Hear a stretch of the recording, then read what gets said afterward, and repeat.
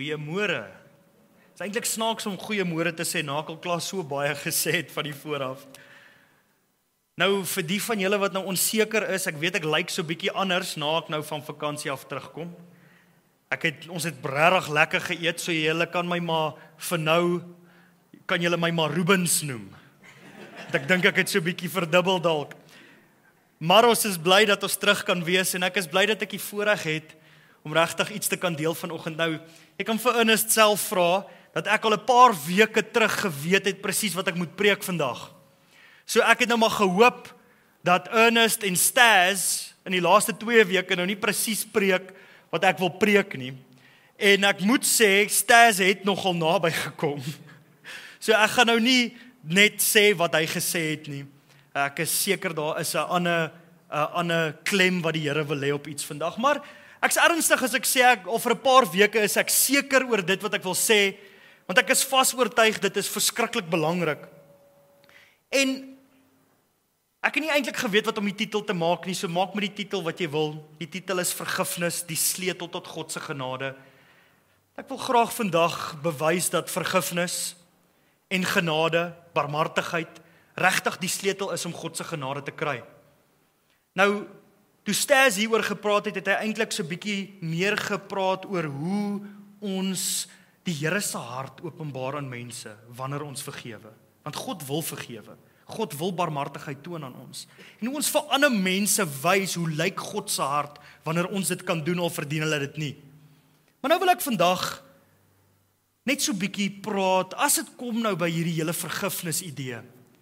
En dit kom by die vergifnis wat ons nie net vir ander gee nie, maar dit kom by die vergifnis wat ons van God af ontvang. Dan wil ek hê jy moet net saam met my dink in die volgende scenario. Verbeel jou, jy gaan nou dood. En jy staan uiteindelik voor die regter van die heelal. Jy staan voor God en jy besef nou, okay, daar word nou niks meer weggesteek nie. Dit is nou wat dit is en jy wag vir hom om iets te sê. En hy sê vir jou die volgende woorde.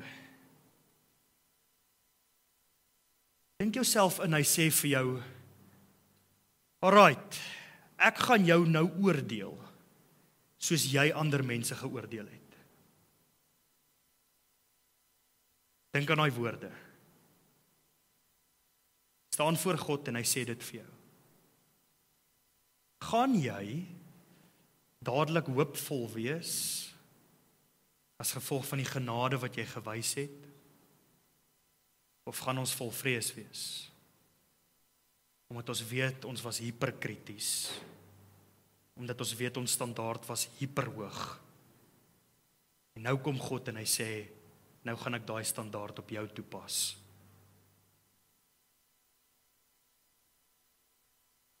Die moeilike ding van die voorbeeld wat ek gee, dis net 'n voorbeeld, ek weet nie hoe dit gaan lyk as ons doodgaan en ons voor God staan nie. Die moeilike ding van die voorbeeld wat ek gee is daar's baie skrif wat hierdie beginsel ondersteun, wat ek nou net gesê het. So ek sê nie dis hoe dit gaan gebeur en dis wat God gaan sê vir ons nie, en dis presies hoe dit gaan verloop nie, want ek weet nie, maar op een of ander manier gaan hierdie beginsel toegepas word op ons. Dat hy ons gaan vergewe soos ons gekies het om te vergewe, dat hy ons gaan oordeel soos ons gekies het om te oordeel. Ek dink ons vergeet dit baie keer. En as 'n mens net hierdie voorbeeld onthou, wat ek gegee het, dan was hierdie preek dalk al klaar effektief gewees. En ons min goed, wat ons so vinnig kan terugbring aarde toe soos dit. Om dit te besef. Ek wil net 'n paar skrifgedeeltes deel. Nou, Stas het gepraat natuurlik van die gelykenis van die skuldeiser. Hy het 'n baie mooi verhaal gedeel rondom dit en 'n mooi getuienis rondom dit gedeel. Maar ek wil net almal herinner, want almal hier was dalk nie daar gewees nie. Hierdie gelykenis van die skuldeiser is redelik eenvoudig. Daar was hierdie koning gewees en hy het amptenare wat vir hom verskriklik baie geld skuld. En hierdie een amptenaar het hom baie geld geskuld en dan skryf hy sy skuld af. En as hy sy skuld afskryf, Nou, ons gaan nou hierby kom, dis nou nie daai skrifgedeelte nie.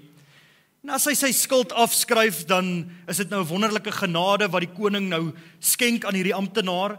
En dan is daar 'n ander amptenaar wat nou weer hierdie amptenaar geld skuld, en dan gaan ruk hy hom aan die keel en nou soek hy sy geld by hom. So daar's nou net genade aan hom bewys, en nou weier hy om dieselfde genade te gee. Wanneer die res van die amptenare hoor daarvan, dan gaan hulle mos nou terug na die koning toe, dan vertel hulle nou vir die koning wat het hierdie amptenaar nou gedoen, dat hy nie dieselfde genade wat aan hom gewys is, wil wys nie. En wat doen die koning dan? Dan trek die koning sy genade terug. Nou, dis 'n scary ding om oor te praat, want daar's ouens wat baie sterk opinies hieroor het in die kerk. Daar's mense wat baie sterk wil glo, dat daar geen manier is dat jy jou saligheid kan verloor nie. Probleem is, ons het baie waarskuwings hieroor. En Jesus vertel hierdie gelykenis. Wat dink ons bedoel hy, as hy sê die skuld word afgeskryf? Ek weet nie van julle nie, maar dit klink vir my nogal soos die kruis. Die skuld word afgeskryf. Hy verdien nie dat die skuld afgeskryf word nie. Hy skuld dit aan die koning, en die koning kies om dit af te skryf. En in sy voorbeeld is daar die genade wat die koning ook terugtrek, as hy nie dieselfde genade wil toon nie. Dis dieselfde genade wat hy wil terugtrek, en as jy nou onseker is daaroor, dan moet jy net verder gaan lees daar in Matteus 18. Jy moet net verder lees, want Jesus sê presies wat hy bedoel daarmee. Dan sê die koning, gooi hom uit daar buite by die folteraars. Vir die wat onseker is, folteraar is 'n tipe van dis amper soos 'n torturer, nê? 'n martelaar. Gooi hom uit daar buite by die folteraars. En dan sê Jesus, so sal my Vader ook met julle doen. Hy sê dit, as julle nie dieselfde genade kan wys as wat vir julle gewys is nie. So is 'n baie ernstige waarskuwing oor vergifnis. Wat nogal interessant is vir my, as ek hierdie gedeelte lees, is 'n paar plekke in die Nuwe Testament, 'n hele paar plekke waar mense die idee sien van vergewe soos jy vergewe is. Vergewe soos jy vergewe is. Maar een van die plekke waar ons dit baie algemeen nogal sien, en ons het selfs bid, maar ek dink nie ons besef waarvoor ons bid as ons hierdie woorde bid nie, is met die Onse Vader. Nou met die Onse Vader, hier in Matteus 6 vers 12, ek het net daai gedeelte van die Onse Vader uitgehaal, want dit sê, ons bid die Onse Vader, en dan bid ons hierdie woorde, en vergeef ons skulde, soos ook ons hulle vergeef wat teenoor ons skuldig staan. Dis very nice om te bid, en ons besef dis hierdie beginsel, vergewe soos jy vergewe is. Maar besef ons, hierdie is 'n vraag. Jy vra God iets. As ons hierdie bid, nou gaan ek dit net in eenvoudige Afrikaans sê, as ons hierdie bid, dan vra jy vir God, Here, asseblief, moenie vergeet nie, asseblief Here, vergewe my op dieselfde manier as wat ek ander vergewe asseblief. Ek dink jy ons besef wat bid ons nie. Ons vra hom om ons regverdig te behandel, soos wat ons ander behandel. Dis wat ons hom vra as ons die Onse Vader bid, as ons daai sinnetjie bid. Dink bietjie daaraan. Here, asseblief, moet nie vir my meer genade gee as wat ek gee, of minder in dieselfde hoeveelheid. Ons vra dit vir hom, dis 'n request.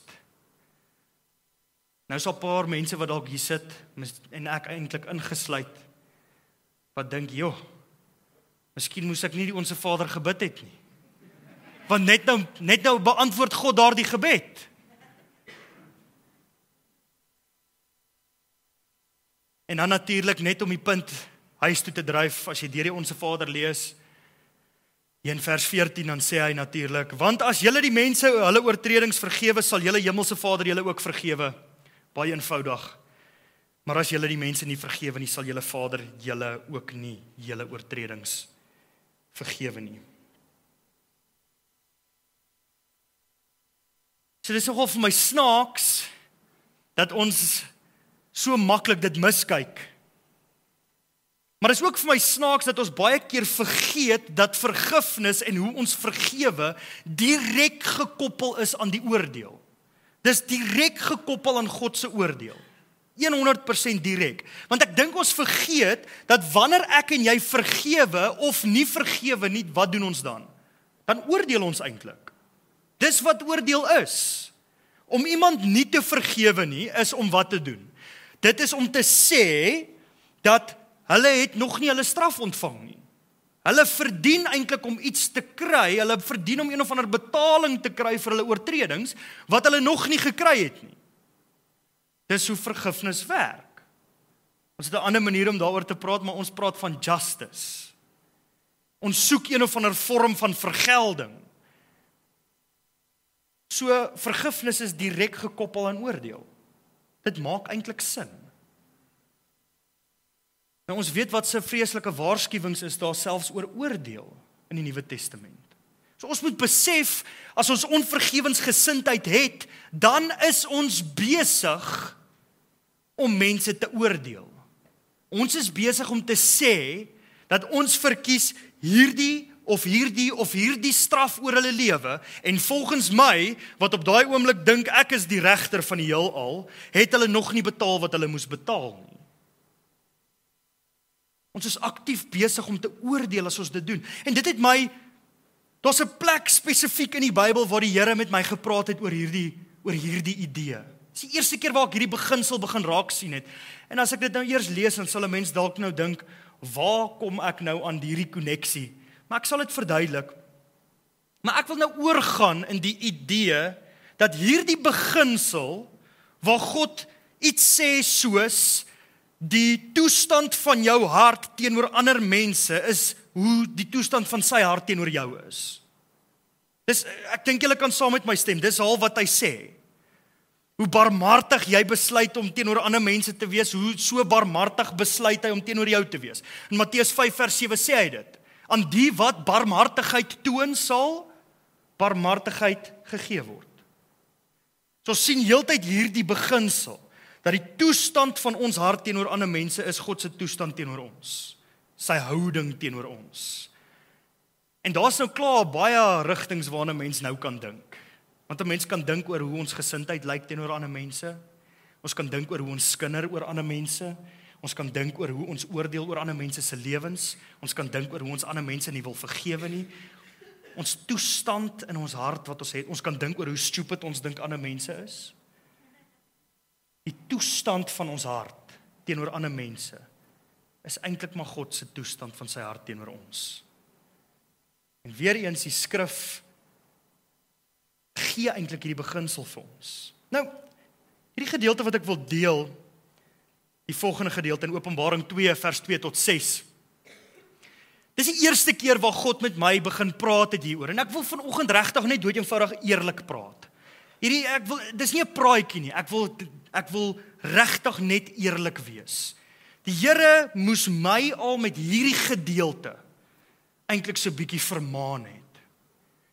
Nou, hierso is Jesus besig om vir Johannes die briewe te gee wat hy vir die verskillende gemeentes moet stuur in Openbaring. Daar's 7 gemeentes. Hierdie gemeente is die gemeente in Efese. Hoor wat sê hy van hierdie gemeente? In vers 2 sê hy, ek ken jou handel en jou wandel, dis nou God self, Jesus self wat dit sê, ek ken jou handel en jou wandel, ek het ook jou harde werk en volharding raak gesien, en dat jy slegte mense nie kan verdra nie. Klink dit vir julle nogal, dit klink nogal erg, né? Nou God sê vir hulle, hoorie, well done, dat jy slegte mense nie kan verdra nie. Dis nogal weird. Maar God koppel hierdie nog nie aan iets negatief nie, né? Hy koppel dit aan volharding en so aan. Dan sê hy, jy het ook navraag gedoen oor die wat sê dat hulle apostels is, maar dit nie is nie. Jy het toe uitgevind dat hulle eintlik leuenaars is. Verder volhard jy en het jy ter wille van my baie verdra sonder om moeg te word. Nou hierdie goed, van vers 2 tot 3, jy kan klaar sien wat se tipe kerk hierdie was. Nee. Jy kan sien, dit was 'n kerk wat heel moontlik teologies nogal sterk was. Dis 'n kerk wat heel moontlik nogal erg was op lering en logika en wat is die waarheid en wat is reg en wat is verkeerd. En niks van dit wat ons hier gelees het is negatief nie. Hy prys hulle vir die feit dat hulle so is en dat hulle so was. Dis selfs 'n kerk wat as daar mense in die liggaam van Christus is wat wolwe en skare is, dat hulle dit self uitgewys het. So hy prys hulle nog vir dit. Maar dit is interessant dat die kerk, let saam met my op, hierdie kerk het nogals 'n hoë standaard gehad. Ek dink ons kan saamstem daarmee. As dit kom by teologiese goed, as dit kom by morele dinge, hulle het 'n hoë standaard gehad hierdie kerk.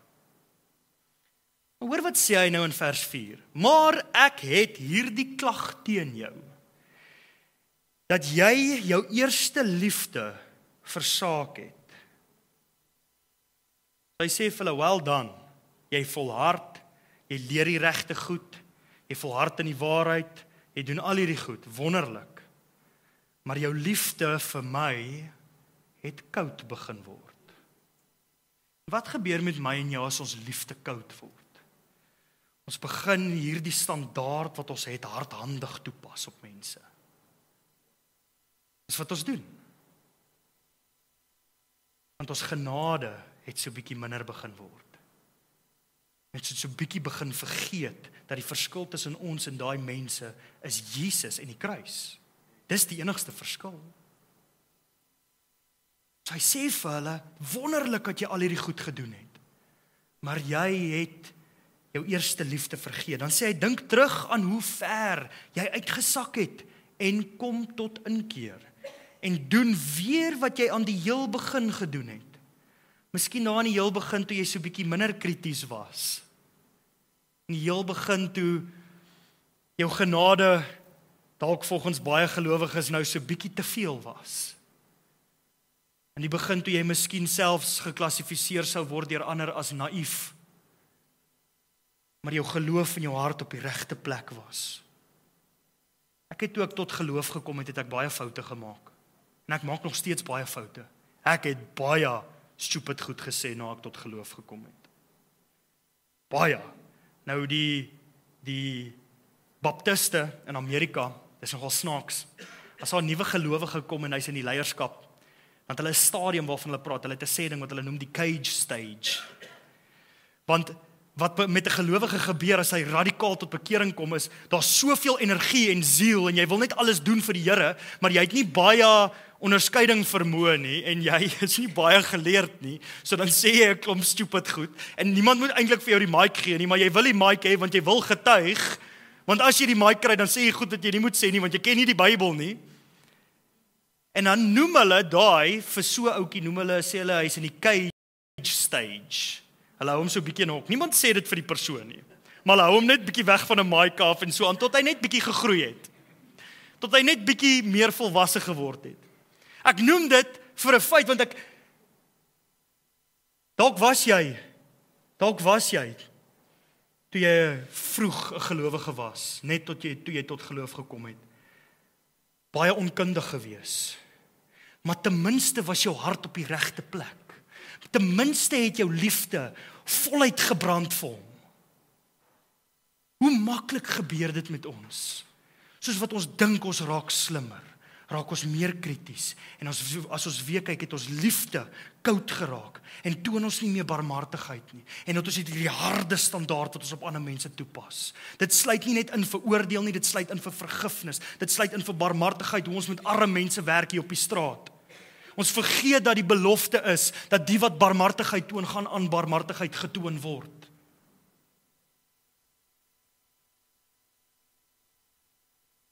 Spreuke 21 vers 13 sê tot vir ons, wie sy ore sluit vir die noodkreet van 'n arme, sal self nie geantwoord word nie.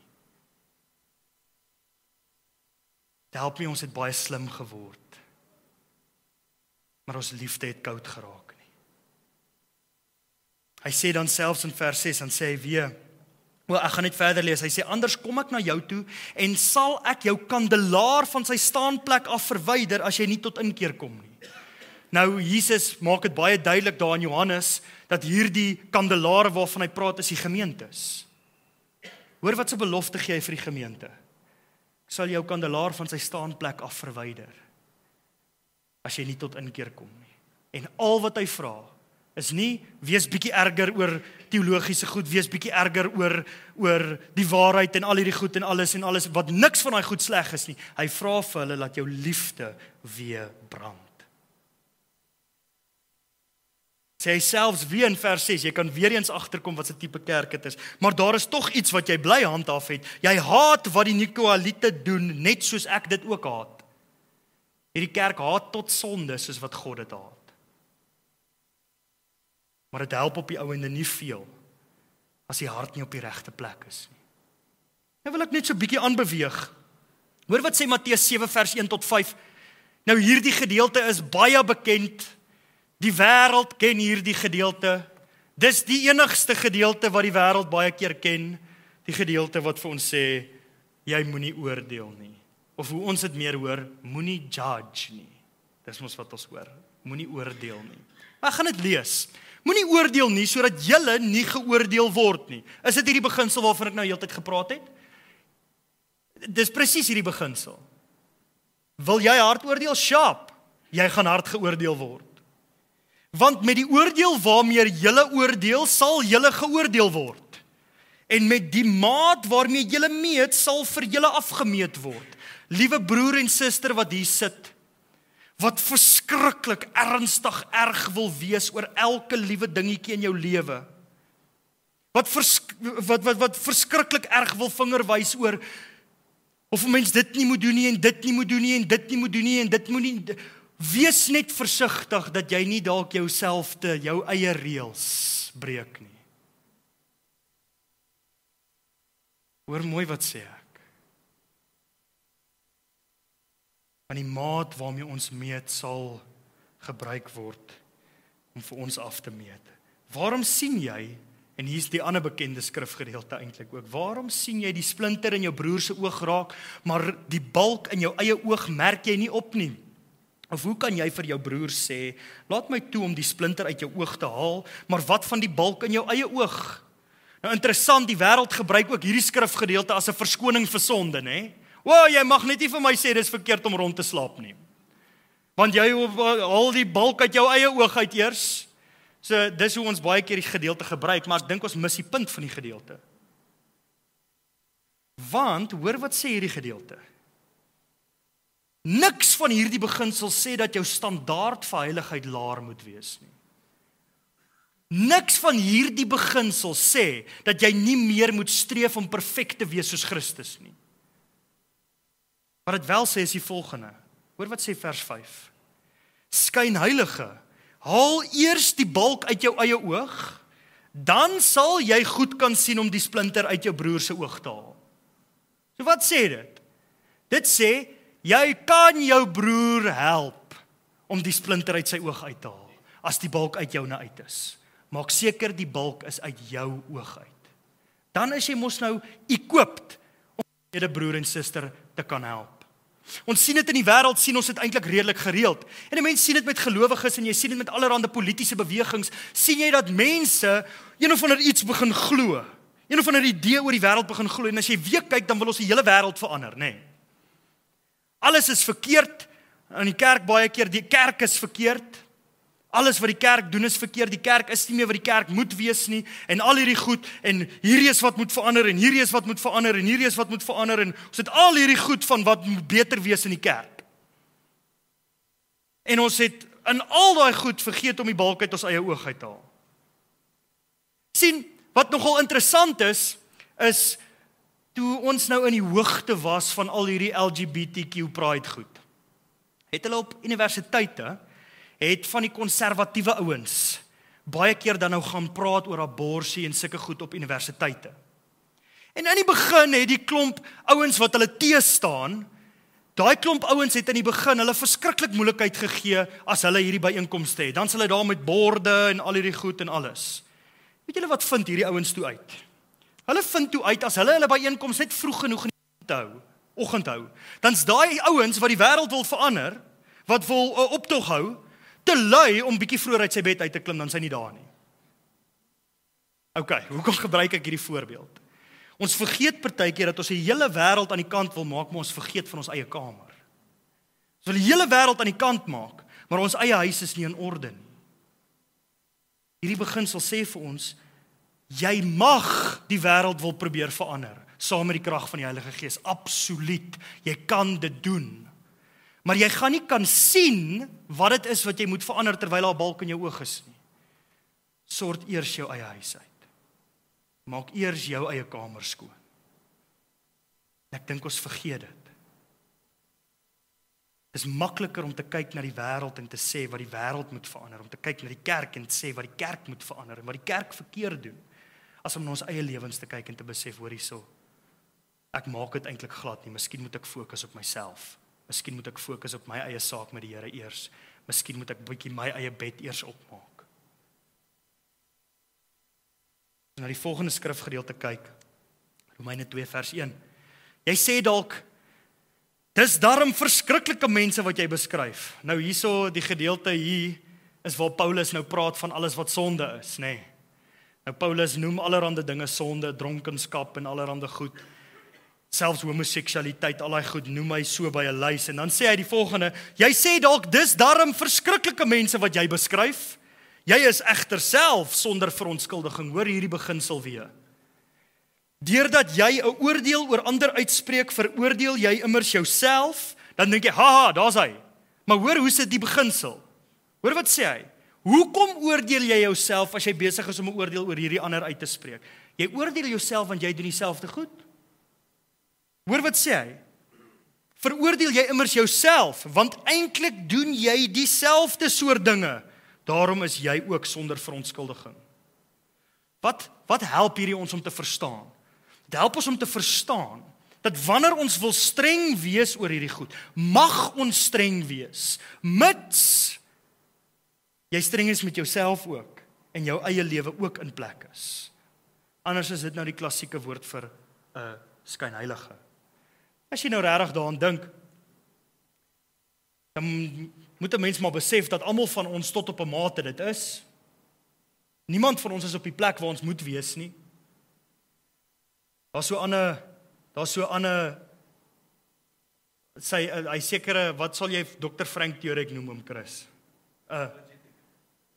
Apologeticus. Maar hierdie ou, as mense, hy praat baie met studente, as hulle vir hom sê, nee, ek gaan nie kerk toe nie, want daar skyn heilige mense, dan sê hy vir hulle, kom, daar's plek vir nog een. Ons moet dood eenvoudig besef, ons leef nie die tipe lewens waar ons kan vingerwys die hele tyd nie. Ons doen nie. En ons mag dinge uitwys en ons mag 'n hoë standaard hê, maar maak eers jou eie huis skoon. Sien hoekom ek hierdie deel vandag, is omdat dit so intens koppel aan vergifnis. Dis nie eintlik dieselfde ding, né? Jy vinger wys na daai ou toe en jy wil eintlik nie aanvaar dat dit wat hy doen is verkeerd op hierdie manier en op hierdie manier en op hierdie manier en op hierdie manier, dan weier jy om genade vir hom te wys. Jy oordeel hom eintlik. Dis eintlik wat ons doen. En in Jakobus 2, en dis die skrifgedeelte waarmee ek vandag wil afsluit.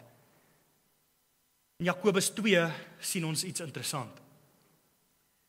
In Jakobus 2 spreek hy die kerk aan, want hulle hanteer mense wat geld het anders as mense wat nie geld het nie. Hy praat spesifiek oor barmhartigheid. Ek wil hê ons moet besef, hierdie beginsel waarvan ek praat vandag, as jy 'n nota het, kan jy dit neerskryf. Hierdie beginsel waarvan ek praat vandag, geld op 3 areas. Dit geld op vergifnis, dit geld op oordeel en dit geld op barmhartigheid. Gaan kyk die skrifgedeeltes op, daar's baie meer as hierdie. Op hierdie 3 areas word jy hanteer soos jy ander hanteer. In barmhartigheid, in vergifnis en in oordeel. Liewe broer en suster in Christus, ons kan nie die ouens wees wat die arme mense wegwys nie. Dit is nie ons plek nie. Dit is baie maklik vir ons om te besluit wat ons dink hulle verkeerd doen in hulle lewens, tot God daai standaard op ons toepas. Pas op dalk net wanneer jy ook eendag met jou hande oop staan en wag vir God om te voorsien, dat hy sy hande ook dalk toemaak, soos jy jou hande toemaak. Ek wys nie vinger hier na enige iemand toe nie. Ek praat hier met almal van ons, as 'n gemeente. Ons liefde mag nie koud raak nie. Dan Jakobus 2, wanneer hy spesifiek met hierdie gemeente praat oor hoe hulle arme mense anders hanteer. En hy doen 'n oproep op hulle om te sê hulle moet barmhartigheid betoon. Hoor jy weer hierdie beginsel? Die oordeel is immers sonder ontferming oor hulle wat nie ontferming betoon het nie. En hoor hierdie woorde. Hierdie kan jy neerskryf, hierdie kan jy iewers sit, jy kan dit op jou kar plak, as jy dit op jou kar wil plak, hoor hierdie woorde. Ontferming triomfeer oor die oordeel.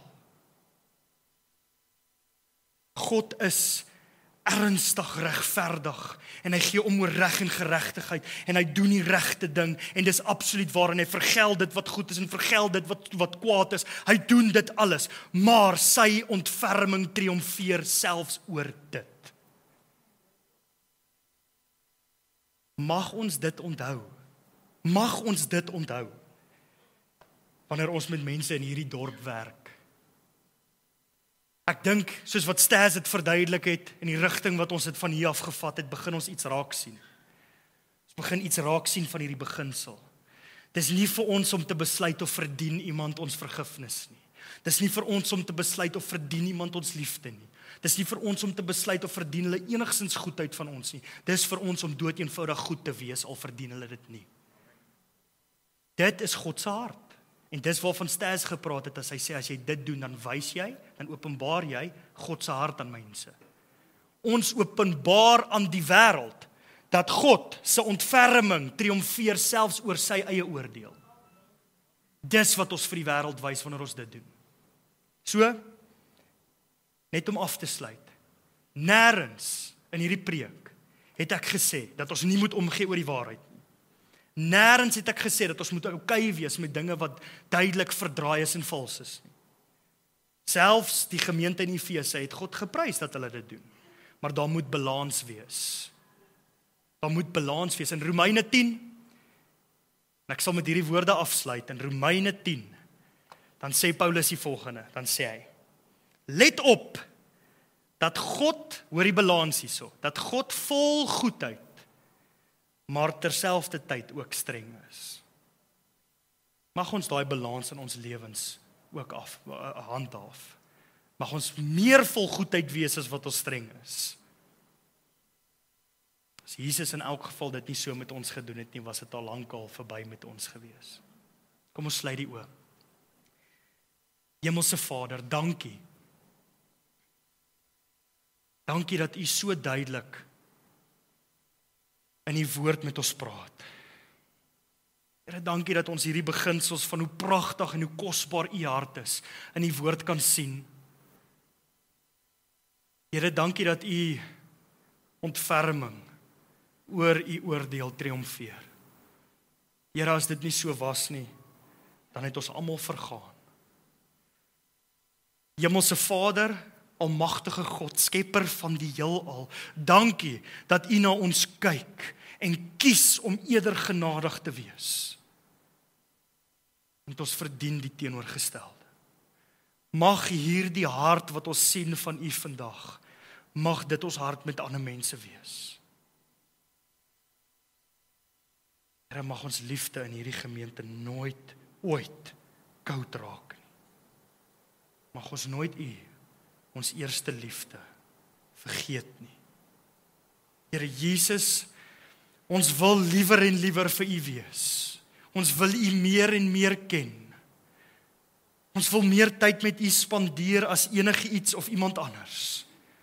Ons wil U hart ken en Here, ons wil U hartklop hoor. Mag ons as HGS Groblersdal, Nieuwmag gemeente, mag ons nie ons eerste liefde vergeet. Jesus, U is ons eerste liefde, ons is lief vir U. En as ons U vergeet het, dan sê ons, Here, ons is jammer, ons draai terug. Ons kom terug na U toe, ons eerste liefde.